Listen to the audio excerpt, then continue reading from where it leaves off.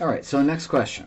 Many of your own personal devices would have two batteries in them, and each of them, if you looked on the battery, would say somewhere 1.5 volts. That's pretty standard. And if it's a AA, it's 1.5 volts. If it's a AAA, it's 1.5 volts. And even if it's like those large D batteries, it's still 1.5 volts. The larger ones just can last longer, so they have more sort of gas in the tank sort of thing, but they just put out the same 1.5 volts. Okay, so here's my circuit, and I've set up each of these batteries to be 1.5 volts, and I put one on the end of the other, and they're both at 1.5 volts. And when I make this connection, the light comes on a certain brightness.